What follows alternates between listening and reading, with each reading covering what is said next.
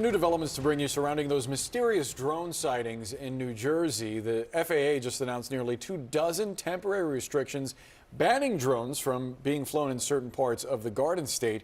The agency citing, quote, special security reasons. CNN aviation correspondent Pete Muntean is here with all of the answers. Right, Pete? Yeah, not the first time that drone restrictions have been put in place since this drone frenzy began, but this is by far the most sweeping set of restrictions we have seen. Now, the Federal Aviation Administration just made this announcement. Drones now effectively banned over certain critical infrastructure in New Jersey, the epicenter of this drone panic. Temporary flight restrictions are now in place over 22 different spots. They stretch from as far south as the Hope Creek and adjacent Salem nuclear plants on the Delaware River to as far north as the New York City suburb as Cedar Grove. Each drone ban is centered on a power station operated by utility provider PSEG. Target here, clearly recreational drones, commercial drones, police, disaster relief, all still allowed. Also, this does not prohibit traditional airplanes or helicopters.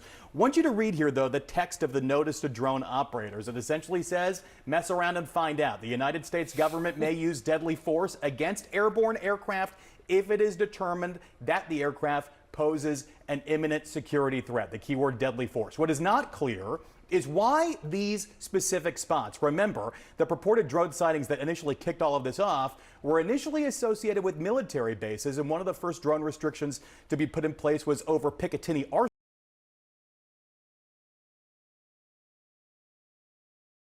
And the FAA says it put these restrictions in place at the request of the Department of Homeland Security. It says it is doing this out of an abundance of caution, but still no specific imminent security threat. Mess around, find out. That is the. I wanted to use the more colorful language. Yeah, that's daytime television. That's on the Muntean family crest. That's right. Speaking of mess around, find out, Pete. You talked yesterday as you were doing a report about these drones in New Jersey that there had been an uptick of people pointing lasers at planes, seemingly trying to point lasers at these drones, try to figure out what they are. Obviously, a very dangerous situation for airplanes, and the FAA is now putting out a warning. Super dangerous. You can buy these laser pointers online. I have one in my desk drawer, $29 from Amazon. That's the image there from a passenger on an American Airlines flight that was going from Raleigh-Durham to LaGuardia. He said he saw this blue laser illuminate the plane over New Jersey. This was last Friday. Now the FAA says there's been a huge uptick in these laser strikes. Typically, the FAA gets about 30 pilot reports nationwide every night. Every night. Just this past Tuesday, the FAA got 123 nationwide, 24 of them over New Jersey. So essentially, average day in the U.S. localized entirely over one state. And the big risk here is that this can temporarily blind pilots, and this is typically during some of those critical phases of a flight, when you're down low about to land or taking off and still climbing. So it's a really, really dangerous thing, an $11,000 fine from the FAA, and it is a felony. Bad news. Good warning, though, that it's out there. Mess around, find out. All right. Pete Muntean, thank you so much. Anytime.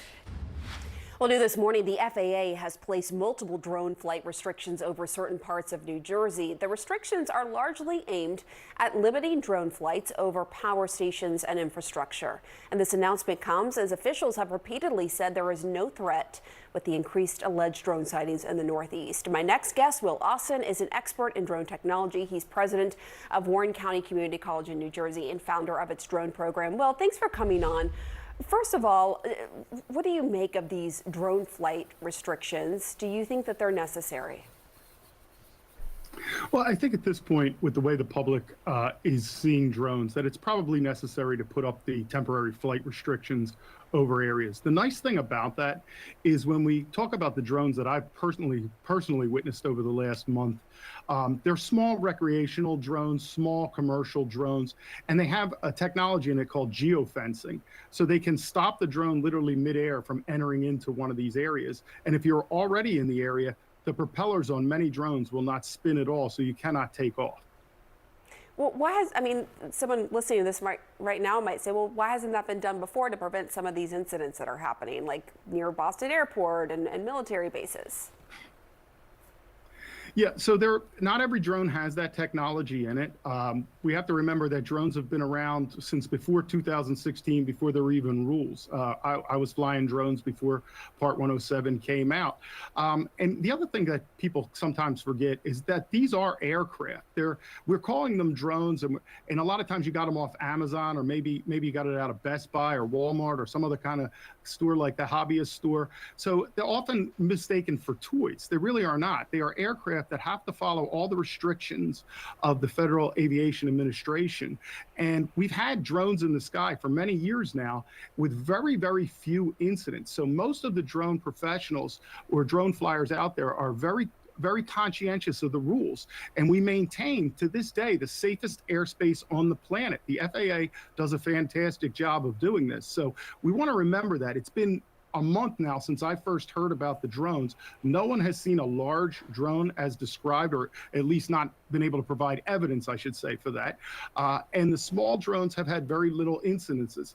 But with the media attention, we got a lot of people, I think, flying at night for the first time. And flying at night is much more difficult than flying during the day. And the FAA is saying that pilots are now reporting a dramatic increase in laser pointer hits from the ground since these mysterious drone sightings and since all this attention has been paid to it. How concerning is this? Well, to me, it's very concerning. And because if one of those laser pointers was to hit a pilot, especially on takeoff and landing when it is the most hazardous for aircraft, it could affect their orientation. They could be disoriented, and it could affect their ability to land that plane or take that plane off safely. So you don't want to point laser pointers at anything in the sky, especially this time, well, ever. But think about all the people coming and going for the Christmas holiday. We're about to end our semester here, as are many other colleges. A lot of kids are going to be flying home. You don't want to be doing this because the drones that are in the sky right now there has been no evidence that they pose any kind of threat. And it wouldn't matter if they did. Your laser pointer is not going to have any impact on that drone. The only thing you can do with that laser pointer is affect manned aircraft in a negative way. All right, important message there from you, Will Austin. Thank you.